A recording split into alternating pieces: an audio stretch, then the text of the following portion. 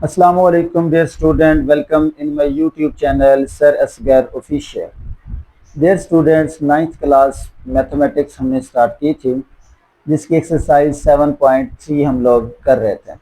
Last time हमने इसके question number 4 तक किया था। इंशाल्लाह इस लेक्चर में हम क्वेश्चन नंबर 5, 6, 7 और 8 को डिस्कस करेंगे।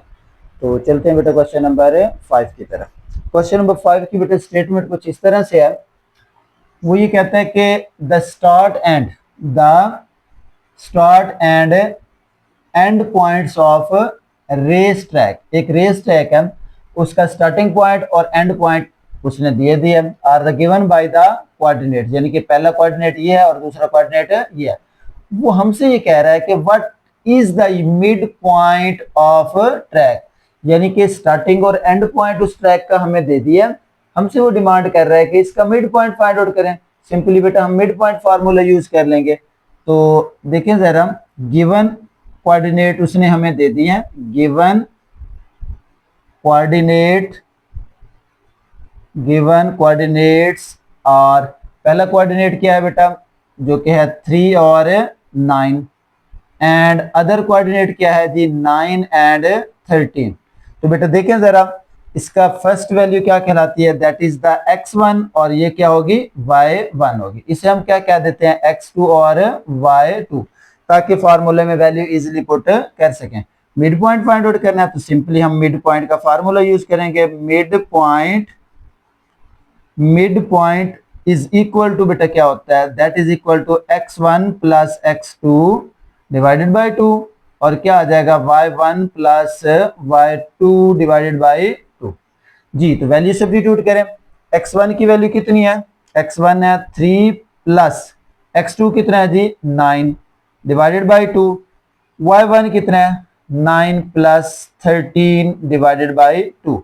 सिंपली हमने दोनों की वैल्यूज पुट कर दी, ऐड करें 12 डिवाइडेड बाई 2, 13 और 9 कितने होते हैं जी 22 डिवाइडेड बाई 2। तो बेटा इसको 2 पे डिवाइड कर दें, ये 6 होता है, ये से डिवाइड करें तो ये क्या आ जाता है 11 आता है। तो ये हमारे पास क्या आ गया जी, मिड पॉइंट ऑफ ट्रैक आ गया। उसने कहा था कि मिड पॉइंट फाइंड आउट करें उस ट्रैक का, तो that is the simply answer. Question number 6 है, the coordinates of 2 points on road are, यानी कि रोड के ऊपर दो हमारे पास कोऑर्डिनेट्स हैं, ए कोऑर्डिनेट है और दूसरा बी कोऑर्डिनेट।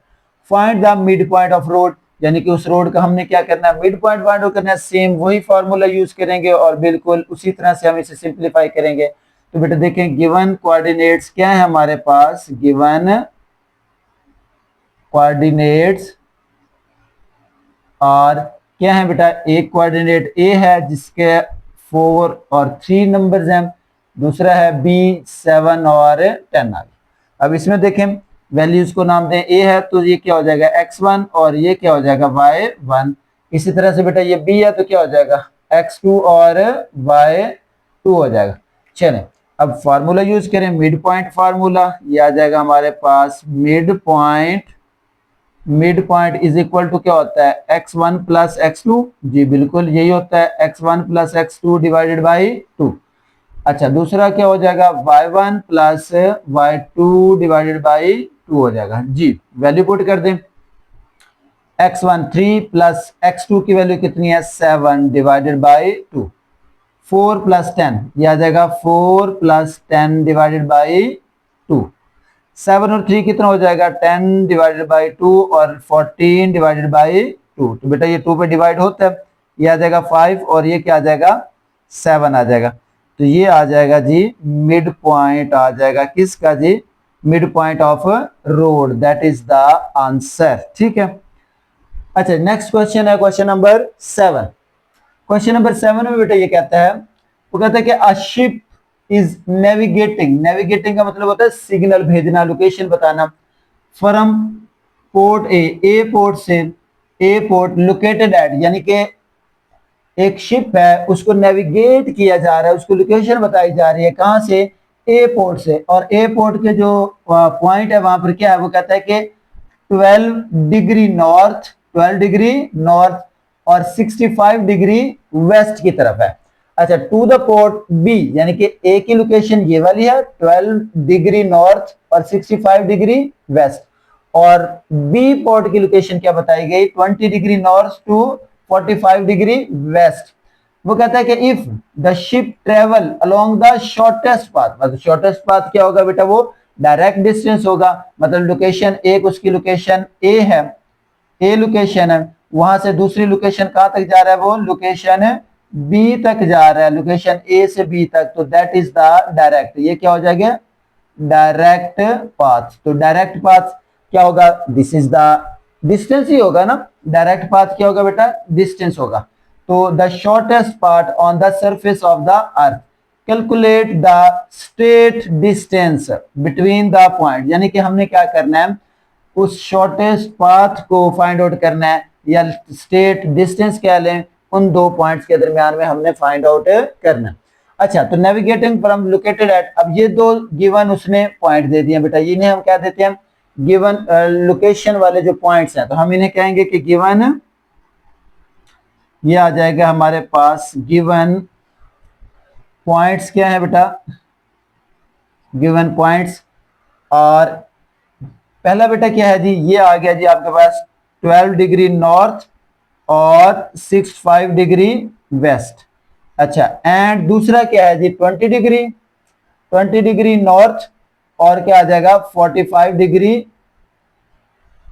वेस्ट की तरफ। तो हम इन्हें समझ लेते हैं, इसको हम मान लेते हैं कि ये x है, क्योंकि x और y कोऑर्डिनेट की शक्ल में है, तो हम मान लेते हैं ये x1 होगा और ये क्या हो जाएगा y1 होगा, और ये क्या हो जाएगा x2 हो जाएगा, और ये क्या हो जाएगा y2। हमने इनको नाम दे दिए। तो अब देखें x1 की वैल्यू 12, 65, ये 20 और 45, तो हमने डिस्टेंस फाइंड आउट करना है, बेटा फार्मूला यूज कर लेंगे हम, कौन सा जी, डिस्टेंस वाला।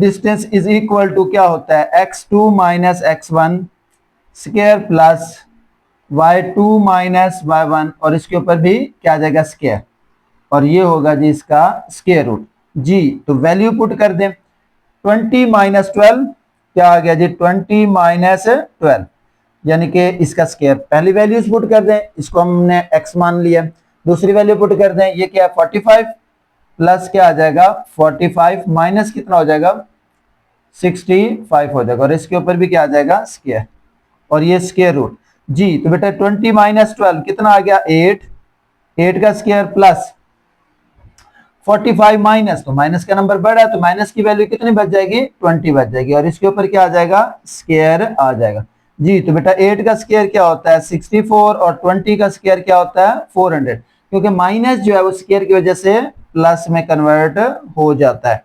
तो ये आ जाएगा 464। तो बेटा ये भी हो सकता है, हम इसका पूरा आंसर निकाल लेते हैं। तो हमारे पास 464 का स्क्वायर रूट क्या आता है 21.54, तो ये आ जाएगा अप्रोक्सीमेट 21.54। यहां पर उसने कोई यूनिट नहीं दिया हुआ, तो हम इसका यूनिट लिख लेते हैं। तो ये क्या होगा बेटा डिस्टेंस होगा बिटवीन टू पॉइंट्स के दरमियान, जो उसने हमें फाइंड करने के लिए कहा था, ये वाला क्या होगा इसका डिस्टेंस, और यही इसका क्या है जी आंसर। सिंपली क्वेश्चन है, कोई मुश्किल बात नहीं है, बस सिर्फ बेटा आपने इन पॉइंट्स को देख के परेशान नहीं होना, आपने देखना है ये भी ऑर्डर पेयर में है, तो आप मानोगे कि ये x और y की वैल्यू है, ये भी x और y की वैल्यू है, तो सिंपली डिस्टेंस फार्मूला यूज करेंगे और हमारे पास आंसर आ गए। अच्छा, नेक्स्ट क्वेश्चन है, क्वेश्चन नंबर 8 है, वो भी बहुत ही आसान है। वो कहता है कि फरहा फेंसिंग, फेंसिंग का मतलब ये होता है कि कोई बाड़ लगाना, यानी कि बाउंड्री के गिर्द बाड़ लगा देना। फेंसिंग अराउंड रेक्टेंगुलर फील्ड, यानी कि एक रेक्टेंगुलर फील्ड है, उसके गिर्द वो क्या करना चाह रही है फेंसिंग, यानी कि बाड़ लगाना चाह रही है। अच्छा, जो रेक्टेंगुलर फील्ड है उसके कॉर्नर्स ये हैं, ये पहला है, ये दूसरा है, ये थर्ड है और ये फोर्थ है। वो कहता है कि how much fencing material will she need to cover the entire parameter, यानी कि उसकी जो बाउंड्री होती है उसे हम पैरामीटर भी कहते हैं, उसको कवर करने के लिए कितनी फेंस की जरूरत है। तो सिंपली हम क्या कह सकते हैं कि उस रेक्टेंगल की बाउंड्री फाइंड आउट कर लें, और या फिर हम उसका पैरामीटर फाइंड कर लें। एक ही बात है, पैरामीटर बाउंड्री ये दोनों एक ही चीजें हैं, और जितनी पैरामीटर या बाउंड्री होगी उतनी ही फेंस की जरूरत होगी। तो ये रेक्टेंगुलर है, तो मान लो रेक्टेंगुलर क्या होती है जिसकी लेंथ और विड्थ सेम नहीं होती, तो मैं कहता हूं कि ये आपके पास क्या आ गई, ये आपके पास एक रेक्टेंगल फील्ड आ गई। तो बेटा ये इसका पहला पॉइंट ए कह देता हूं, मान लो ये बी हो गया, ये सी हो गया और ये क्या हो गया, डी हो गया। तो इसमें वैल्यूज उसने दी हुई है, यहां से स्टार्ट हो रहा है तो इसे हम कह देते हैं ये क्या है 0 0 है, और बी क्या है जी 0 और 5। अच्छा उसके बाद बेटा सी की वैल्यू कितनी है जी 8 5, ये आ जाएगा हमारे पास 8 और 5, और डी कितना है जी 8 एंड 0। ठीक है, तो गिवन उसने पॉइंट्स दे दिए, हम सॉल्यूशन करते हैं बेटा इसका।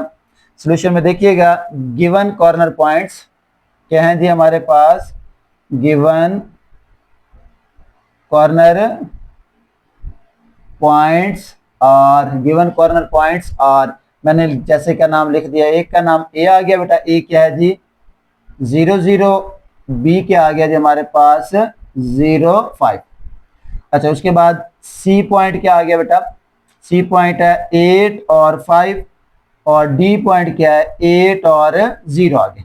अच्छा अब देखें हमें इसकी बाउंड्री चाहिए, तो बेटा क्या होगा, जितनी डिस्टेंस ये होगा या लेंथ ये होगी उतनी ही लेंथ ये होगी। ठीक है, और दूसरे नंबर पर ये वाली लेंथ और ये वाली क्या होगी, सेम ही होगी। तो हम इसकी पहले विड्थ फाइंड आउट कर लेते हैं और फिर इसकी लेंथ फाइंड आउट कर लेते हैं।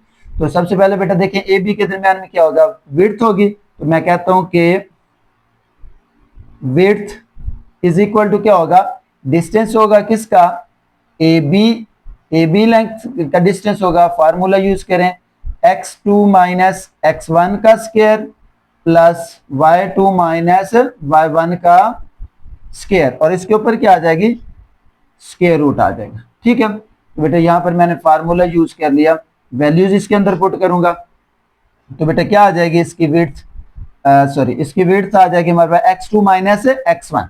अच्छा अब देखें ये हमारे पास पॉइंट्स हैं, ये a और b है, तो इसका नाम हम क्या बन जाएगा x1 y1, ये क्या होगा x2 और y2 हो जाएगा। इसी तरह सी डी है, ये क्या हो जाएगा x1, अच्छा जी बस अभी हम a और b का निकाल लेते हैं। तो a और b का निकालें तो बेटा क्या आ जाएगा, ये आ जाएगा हमारे पास x2 माइनस x1, x2 की वैल्यू क्या आ गई 0 माइनस 0 प्लस क्या आ गया बेटा 5 माइनस 0, इसके ऊपर क्या आ जाएगा स्क्वायर, और ये हो गया जी स्क्वायर रूट। ये बना हमारे पास 0 का स्क्वायर, 5 में से 0 निकालें तो भी क्या बनेगा, सॉरी 5 का स्क्वायर जी, तो ये 0 का स्क्वायर 0 ही होता है, 5 का स्क्वायर क्या आ जाएगा 0 प्लस 25, तो ये क्या आ जाएगा 25, और 25 का स्क्वायर रूट निकालें तो कितना आ जाएगा 5। तो विड्थ बेटा कितनी आ गई, विड्थ आ गई हमारे पास 5 यूनिट। अच्छा अब विड्थ ये है, ए से बी तक विड्थ है, और बी से सी तक क्या होगा लेंथ होगी। तो अब हम क्या निकाल लेते हैं इसकी लेंथ, वो क्या इसके इक्वल होगी बीसी डिस्टेंस निकाल लेते हैं। तो यहां पर अगेन वही फार्मूला यूज करेंगे, क्या फार्मूला है x2 माइनस x1 का स्क्वायर, y2 माइनस y1 का स्क्वायर जी। तो बेटा इसके अंदर वैल्यू पुट कर दें। अब यहां से देखें b और c है, तो पहली वैल्यू 8 माइनस 0, 8 माइनस 0 का स्क्वायर, और ये क्या आ जाएगा 5 माइनस 5 का स्क्वायर आ जाएगा जी। तो क्या आ गया बेटा 8 का स्क्वायर, और यहां क्या बना 0 का स्क्वायर, इसके ऊपर स्क्वायर रूट, 8 का स्क्वायर क्या होता है 64 प्लस 0, तो क्या आया 64 का स्क्वायर रूट कितना आ गया 8, यानी कि ये डिस्टेंस भी आ गया, ये भी आ गया हमारे पास। तो अब हमने क्या निकालना था पेरीमीटर, पेरीमीटर ऑफ रेक्टेंगल क्या होता है बेटा 2 टाइम, आपने क्या करना है इसमें लेंथ प्लस विड्थ कर देनी है, यानी कि लेंथ और विड्थ को ऐड करके 2 से मल्टीप्लाई कर दो, या 2 दफा लेंथ को ऐड कर लो या 2 दफा विड्थ को ऐड कर लो। तो यहाँ क्या आ जाएगा 2 आ गया, लेंथ कितनी निकली थी बेटा इसकी 8 यूनिट, और विड्थ कितनी निकली थी 5 यूनिट, ये 2 आ जाएगा। 8 और 5 कितने होते हैं 13, 13 को 2 से मल्टीप्लाई करें 26 यूनिट, 26 6 यूनिट। तो कितनी फेंस की रिक्वायरमेंट होगी, वो कहता है कि how much fence material will be required. तो hence 26 unit fence material will be required. ठीक है, तो ये इसका क्या होगा बेटा, आंसर हो जाएगा। तो उम्मीद है आपको ये समझ आ गया होगा। इंतहाई इजी क्वेश्चन है, ये एप्लीकेशन है मिड पॉइंट की और डिस्टेंस फार्मूला की, जो कि वर्ड प्रॉब्लम की शक्ल में। तो ये लेक्चर यहाँ तक बेटा एंड होता है। इंशाल्लाह नेक्स्ट जो क्वेश्चन बच गए हैं वो हम नेक्स्ट लेक्चर में करेंगे। तब तक के लिए अल्लाह हाफिज।